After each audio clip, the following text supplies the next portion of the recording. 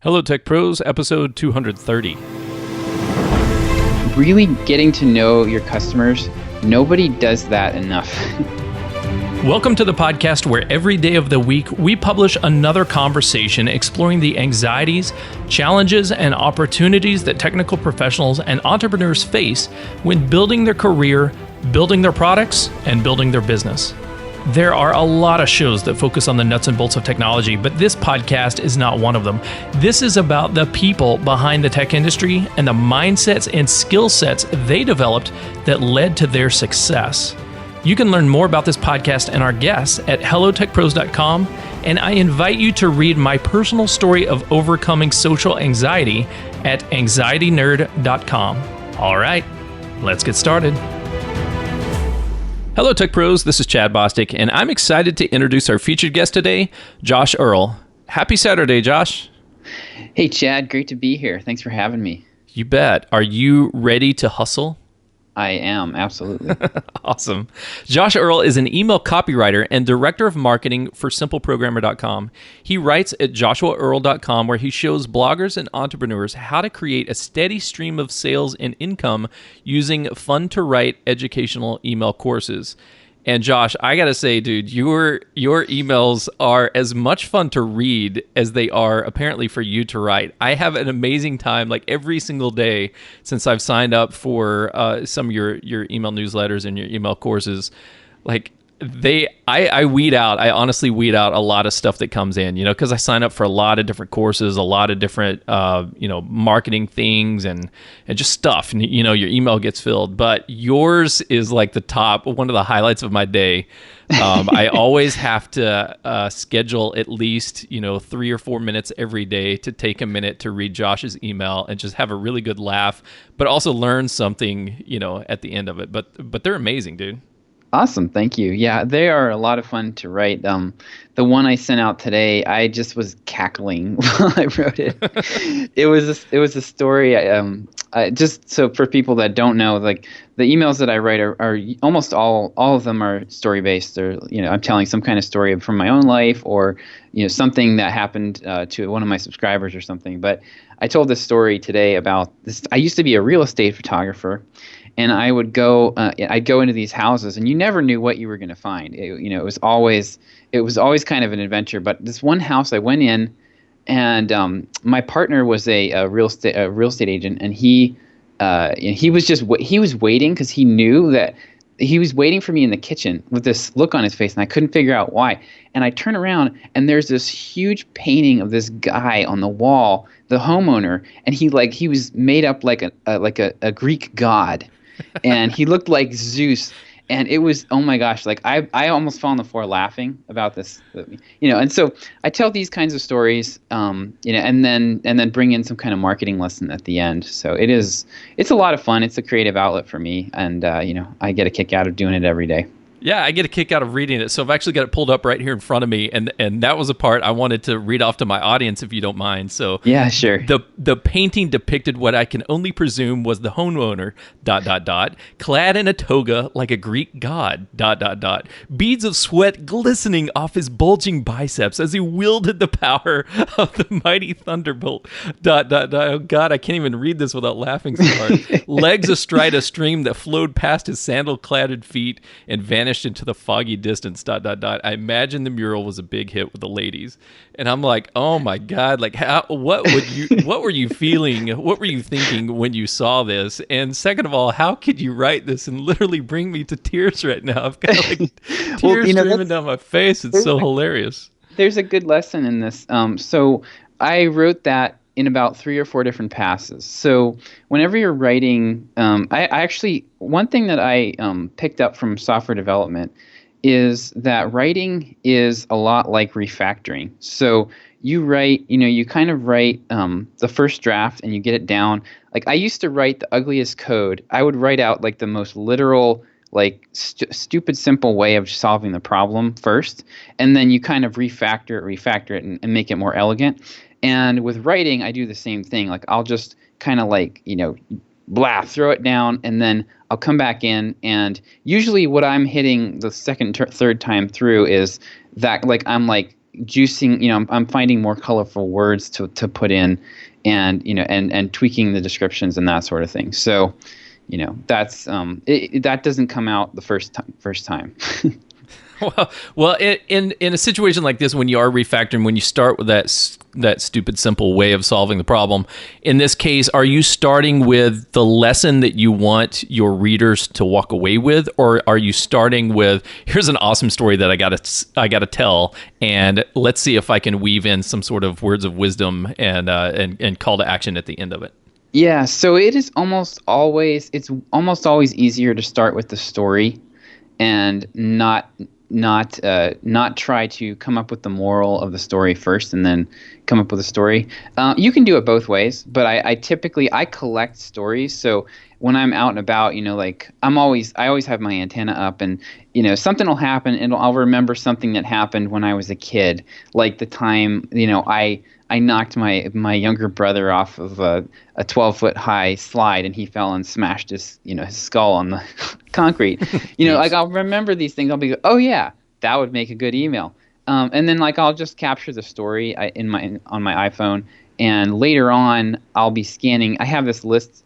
I probably have about 100 ideas that I'll never get to in my list right now, and I'll just scan down through that if I'm looking for an idea. And usually like something will gel, and something I've been thinking about in the marketing world will click with the story, and then I'll see how they tie together, and it'll be an easy transition to make. So Josh, tying us all back to, this is Entrepreneurship Saturday, and our audience today is really looking for, they're either trying to launch their business or they've already launched their business. They're trying to get connected to customers, right? They're trying to get people to pay them for their products, for their services, for whatever. And so when I first got into this realm of really just, I'm going to build software, I'm going to build websites, and then I'm going to sell those. And as soon as I get my product done, like I will go, I've completed my thing, and I'm going to open my cave door, and all these people will be lined out front, and just, they've got their credit cards, and they got their PayPals, and they've got just stacks of cash, and like wheelbarrows full of cash. That's exactly how it works too. Is it? Did it work for you that way? No. Because that's BS. It did not work for me that way at all. And so, I'm still struggling in many cases, like trying to figure out how to get in the minds of the customers, and how to, what I've now learned is the art. Well, I haven't learned it, but I'm in the process of learning. What I'm learning about is the process of copywriting. So tell us, like, what's the overview? What is copywriting all about, and why is it so important to entrepreneurs? Copywriting, to me, one of the simplest ways to explain it is copywriting is understanding what your market is currently thinking about and wanting, and then drawing the dotted line for them between that and your product. Like that, in a nutshell, is what I'm always trying to do with copywriting. There are a ton of like ninja tricks that people like to try to, if you write your headline this way, it'll convert 100% better or whatever. Mm-hmm. And that stuff can work in the right circumstances, but the fundamentals of who the audience is and what you have for them, and and then communicating that clearly, that's really the heart of copywriting. Awesome. So there is a little bit to that, to the headlines, right? The headline is one piece of the copywriting, and I've kind of noticed just on my own podcast, right? This is, let's see, we're recording episode 230 right now, and so, but at the time of this recording, there's maybe 200 or so that have been published, and what I've noticed is, I thought going into this business that, like, my bigger name guests were going to bring more downloads, and my guests that were just my friends and my buddies that nobody's really heard of before, they would, of course, not get hardly any downloads because nobody really knows of them, right? And so, but what I found is that's not necessarily the case. Sometimes it's just because after like interviewing certain audience members and stuff, hey, why did you like this? Why did you click on it? And so forth. They're like, oh, the headline was catchy and it just sounded pretty interesting. And it gets a lot of retweets and likes on Facebook or on Twitter. And it's just certain little words and phrases seem to catch people's attention. So why is that? I mean, how does that happen? What makes that happen? I mean, I think so. It's a combination of things, really. It's the topic itself is the most important part of that. So if you have a really famous guest who is, talking about something that just isn't that interesting to the majority of your audience, that's going to bomb. I mean, no matter how you can spend a lot of time and write a good headline, and a good headline might get you an extra 25% in downloads. But the right topic, and really nailing where your audience is in terms of that topic, you might get 2 to 3 to 4 to 500% more downloads, because you've nailed where your audience really is and what they're most interested in. The sweet spot is when you can nail both. If you can get a really high profile expert, like I wrote a blog post a long time ago called something like "I took Scott Hanselman's productivity advice and and here's what happened next," or something like that, and that sucker went viral. Like I think I got like 50,000 page views off of that. It went on Hacker News, and so if you can get somebody that's famous and you get a topic that's like catnip for your audience, then the famous person's name will give it more credibility and more interest. But just by itself, that's not gonna cut the mustard. Gotcha. So again, when we're trying to connect with these customers, when we're trying to build this audience, it's really about getting in their mindset. As you said before, it's like getting in the mindset and understanding what problems they have and what's on their mind and what are they thinking about and what's currently like the things that they need to solve right now. And if your topic is completely unrelated, like if they're trying to start a business and you're like, oh, I interviewed Bill Gates and here's his favorite tacos, right? Well, that might be interesting to me because I love tacos, but like none of my audience members really gives a darn what kind of tacos Bill Gates eats, right? And so they're really like, oh, okay, but I'm trying to sell tacos. What kind of tacos can I sell? Exactly. Yeah. The two biggest. This is an old school, like from back in the dinosaur days of direct mail. They used to say that there's like three major components to the success of any given like campaign that you run, and the first component is the list.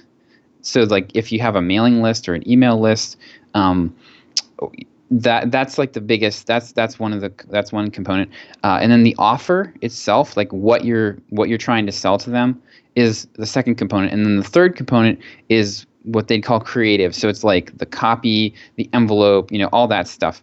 And they called it the 40-40-20 rule, because the list and the offer make up 80% of the response, and then the copywriting itself, while it's important, is only going to account for that extra 20%. So really putting your focus on understanding, if you're building an email list, really understanding who those folks are and what they're interested in, that pays off huge. Okay, so we have to understand who those people are on that email list. Sometimes that's very hard, right? So if we have a very specific niche, if we're only solving one problem, or we have one very, very niche down product that we're selling, then we know exactly like the type of people that are buying it. They're the people that want that tool that solves that one problem. Right. But maybe if we've got a bigger, broader brand that has a lot of different things going on, like how can we segment that list and really get down to like who cares about what things? Well, there's a bunch of ways. I mean, as far as tactics, what I typically do is I'm looking to understand what are the major problems that people are trying to solve. So I'm less concerned about who they are as like a demographic group, and I'm a lot more concerned with what types of problems related to my product or service are they trying to solve. And that's how I typically group people. And then as far as like to get those to find out who those people are on your list, there's a lot of different ways to do it. You can run surveys. Surveys are fantastic if you do them right. I do sometimes a survey is just as simple as like hit reply to this email, And I do that all the time, and I like to encourage a lot of back and forth with my lists. Another way that you can segment out is to send out emails related to different topic areas, and then have, if you've got an email tool that allows automation, like I use getdrip.com, and I can set it up so that when people click a link, they are automatically tagged as being interested in a specific topic. So, on my list, I could send out an email related to on the simple programmer list, we could send out a blog post that's related to JavaScript, and anyone who clicked on that link, or even opened the email, like if it was clear in the subject line of the email that it was JavaScript related, anyone who opened that email, we could tag them and say, okay, these are all the JavaScript folks. So there are there's definitely lots of ways to do that, but understanding the major problems that people are trying to solve is more important than the tactics you use. Gotcha. And then there's when you're building the offer, like the freebie offers, the free downloads, the PDF, the report, the free tool, the trial version, whatever, right? You can also put those little tags in there, right? And say, okay, well, the people that are signing up for this for the very first time, they should be marked into this category by default. Exactly. Right? Okay, yep. cool. Yeah, we do that with simple programmers. So like anyone who downloads, if you sign up for one of the email courses that I've created, like I've got one about called 5 Learning Mistakes Software Developers Make. If you sign up for that, I tag you, and I know I can pull a list of all the people that have taken that. So you recently published an article, or at least I recently saw the article that you published about why these email courses are so beneficial. Like as an entrepreneur, I think on the front page of your website, you said, man, I struggled with like launching all these different products, all these different times. And when I found this type of product, this email newsletter, or the email course, a free email course, then it really like kicked your business into overdrive. So can you tell us a little bit about that process and what these email courses are like?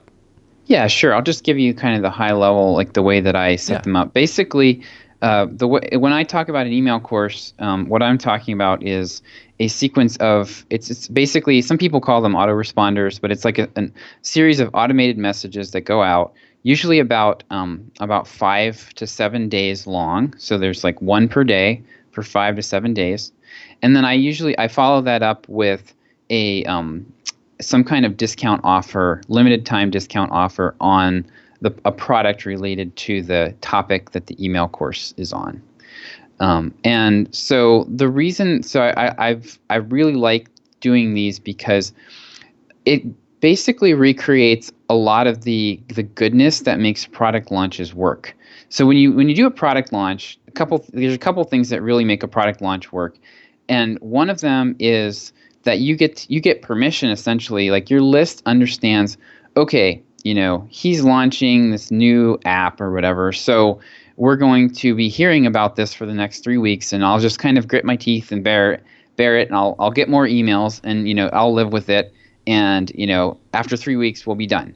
Mm-hmm. And so I call it permission to spam. Like a product launch gives you permission to send more email and more focused emails around a specific topic, and it kind of generates a lot of attention on that topic, and it generates some extra excitement because of how tightly spaced everything is. And so that's part of it. And then product launches also usually have some kind of limited time frame at the end, where it's like, okay, we call it open cart. Like, okay, it's available to buy, and then 3 days go by and it's like not available anymore, or the discount goes away, or the bonus goes away. And so with the email courses that I create, I basically recreate a lot of that same experience for people, but just on an individual level. So it's, everybody's at a different point in the course, but to them, it kind of looks like a product launch. And this is not the idea, this is called an evergreen funnel. It's not something that I came up with, but the way that I've tweaked it a little bit for the way that I specifically do these email courses. And the other good thing about email courses is there's a lot of markets where you can just put an offer out there, like some kind of free PDF or something. People will sign up for it and they'll download it, and then you can hammer them for days with offers, basically. Mm-hmm. And in some markets will tolerate that, and then others won't. And with I'm selling primarily to software developers. Software developers as a whole tend to be less like agreeable to being marketed to by email, and there's more expectation that if you're going to send emails, it can't just be a pitch. There has to be value there. So with by formatting it as an email course, I'm able to deliver value over a period of several days, and along the way, it kind of pitch a bit and build up their understanding of what the product is. So gotcha. Yeah. So that's kind of in a nutshell why I like this format and why it seems to work so well. Okay, cool. So that clears up a lot of stuff for me. So sometimes I think of these things independently of the product, right? But it's really, you have a product, you have a service, you're trying to sell that product or service. And so you're building some credibility to you being an authority of why this product or service is awesome and it fits the needs of these customers. And so you're building a 7 or 10 day email course with free content that provides them tips and tricks on how to improve their life or improve their business or develop their software or whatever they're doing. And along the way, you're feeding them little tidbits about, oh yeah, and in my course or in my product or in my service, if you were a member or you purchased this, then you would have access to XYZ. And then at the end of that, you're going to give them a discount. You're going to say, okay, well, thanks for, coming through the whole course. Thanks for spending 10 days with me because you successfully completed the course. Here's a coupon or something to get the product at a discount. Yeah, that's a pretty good summary. Cool. Awesome. So Josh, in just a minute, I want to ask you about how we balance the free content that we publish for our audience and building that audience up and building our list up versus the time that we spend on actually marketing to them and, trying to pitch them on the fact that they should buy our product or service. But first, we're going to take a quick break and thank our sponsors. Is your website ugly? I mean, really ugly? Did your website fall out of the ugly source code repo and hit every branch on the way down? Is your website so ugly that Apple won't display it in Safari due to their human interface guidelines? Is your website so ugly that your CSS has no style? Is your website so ugly that even your mama won't bookmark it? I know a lot about ugly websites because, sadly, I've been building them my entire career. I've always made excuses like, it should be the functionality over the design. But what I should have been saying all along is, look, I'm colorblind, I'm style challenged, and I have no business building web front ends whatsoever. Luckily, I've worked with some amazing designers that have helped turn my MVP OS, or minimum viable piece of into websites that real humans want to use. And it's not just about complementary colors and rad logo designs. It's about connecting with your website visitors on an emotional level that engages the stickiness centers in their brain and makes them more curious to read about your products and then follow your call to actions. I invite you to check out the awesome tips that website designer Veronica Kieran gave me for the Hello Tech Pros website and get your free personalized website makeover consultation video by visiting HelloUglySite.com. Hello Ugly Site is definitely ugly, but your website doesn't have to be. Go to HelloUglySite.com. That's HelloUglySite.com. Since publishing episode 141 on how social anxiety disorder and depression nearly cost me my life, I've gotten tons of feedback from people who are struggling with similar issues. Anxiety is a big deal. In my opinion, it's not discussed enough, especially in the tech industry, where a lot of us hide from our anxieties behind the computer screen instead of learning how to address them. That's why I started writing a book on the subject. If you are struggling with anxiety or know someone who is, please visit anxietynerd.com. You can sign up to read Chapter 1 for free, as well as receive regular progress details so that you can hold me accountable to get this book published. anxietynerd.com. Okay, we're back with Josh Earl. Josh is an email copywriter and director of marketing for simpleprogrammer.com.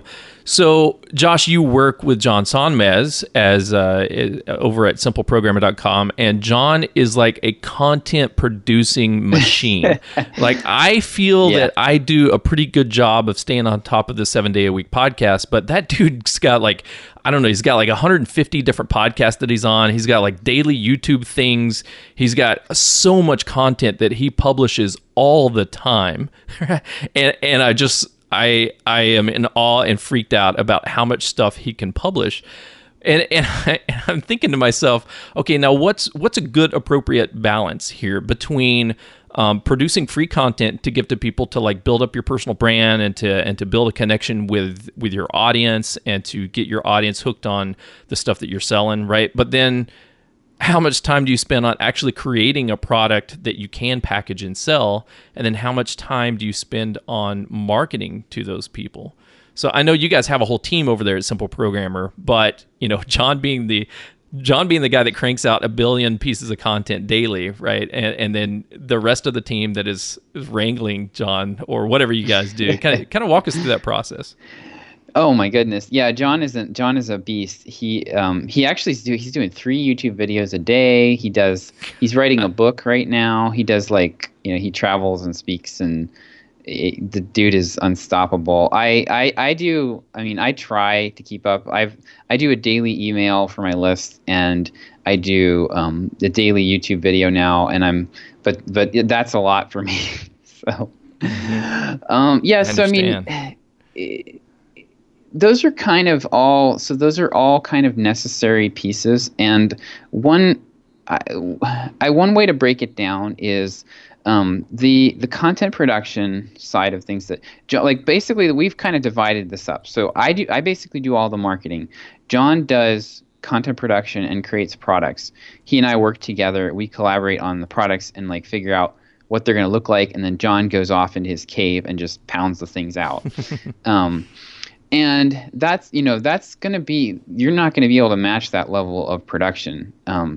No, but we could think about the percentages, right? We could think about the percentages of, both of you guys combined, and now the overall scope of work. Like if we're going to look at either a solopreneur or just a small team of people working on something, like what's a good rough split? Like is it 70-30 or 80-20 or? Well, I don't like to. Personally, the way I work is I try to focus on one thing at a time, and I've found that if I try to do content production and marketing and producing products, the wheels come off. So typically, I will personally put at least one of those 3 areas on hold at any given time, and I'll be working on the other 2. And ideally, I'd like to get it to where I'm only working on one. Sometimes you can't do that.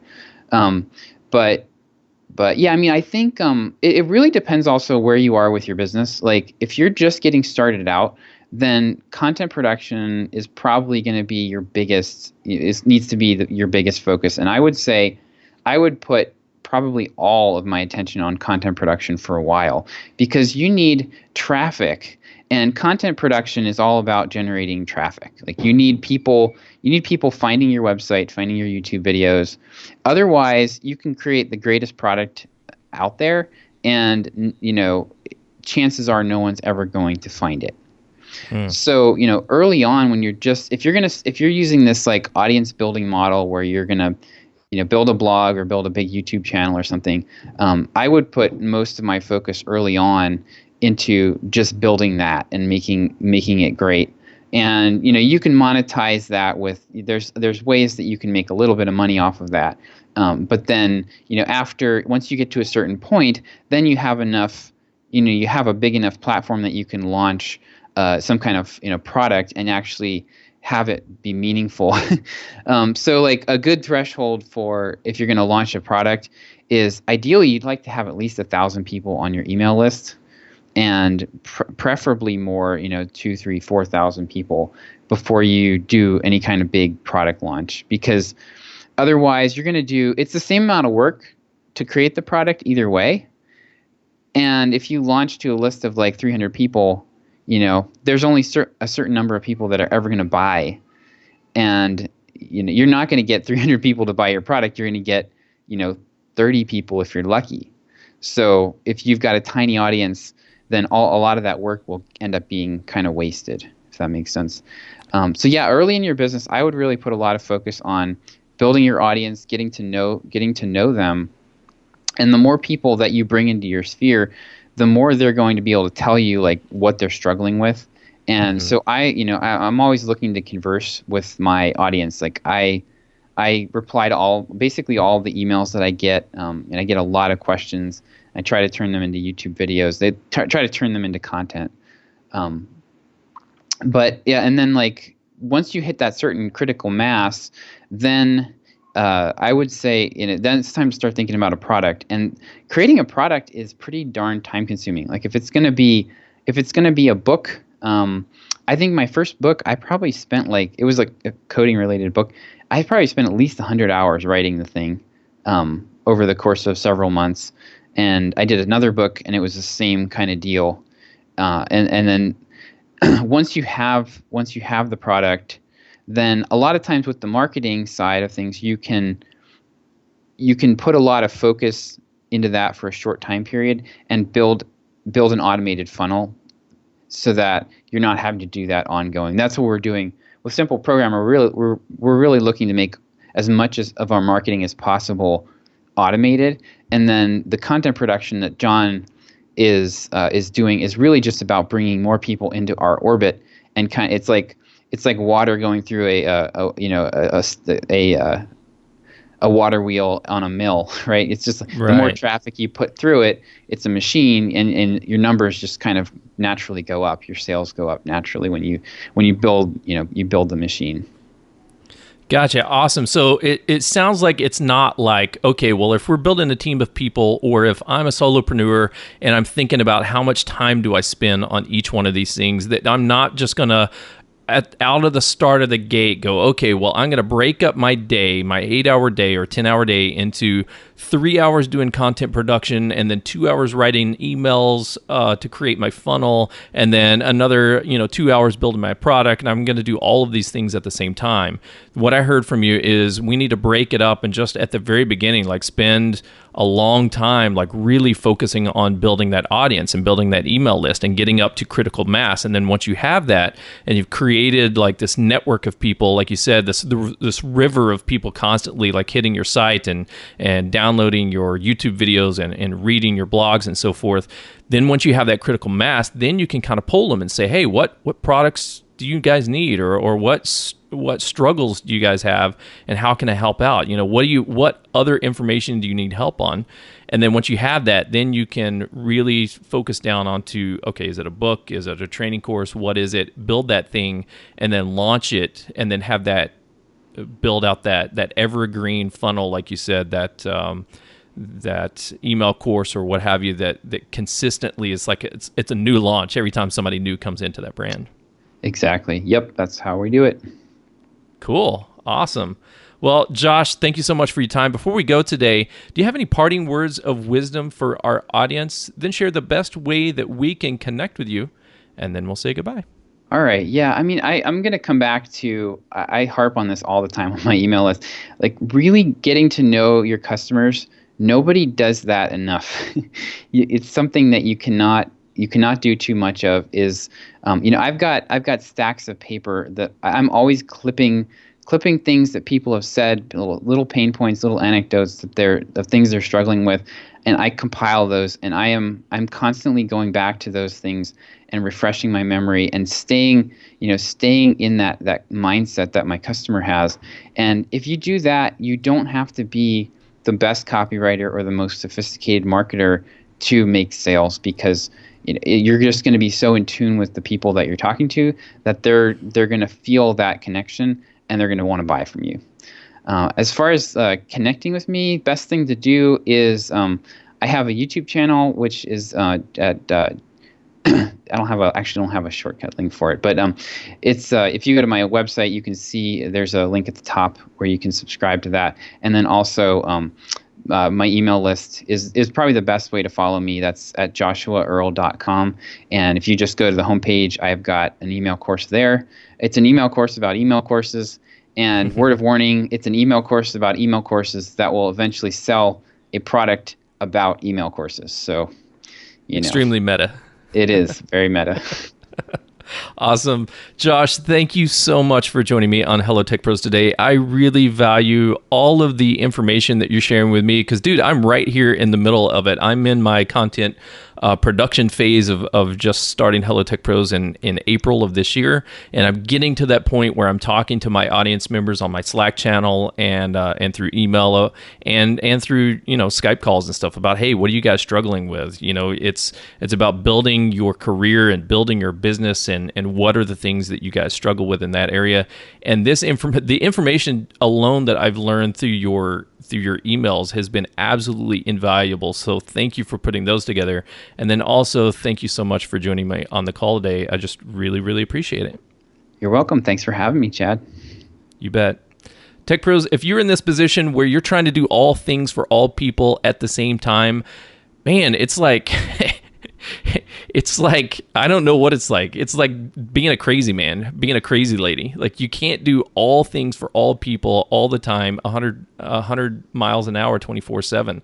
Like, you got to break it down and kind of be much more strategic about what you're doing, like Josh is saying, right? So first, focus on the content, build up your audience, know and understand exactly who that customer is that you're trying to help out and what their problems are.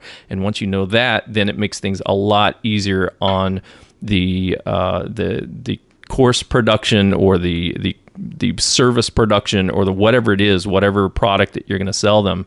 And then the marketing stuff is just like the next phase to add into that. You've been listening to Josh Earl, and I'm Chad Bostic. And until next time, take care. The show notes page for this episode can be found at hellotechpros.com/230. Do you use Slack for team communication? Join the Hello Tech Pros Slack channel at hellotechpros.com/Slack. If you enjoyed this episode, please leave a review, subscribe to this channel, and check back tomorrow. This has been Entrepreneurship Saturday, but tomorrow my featured guest and I will not be talking about work because it's Sunday being unplugged.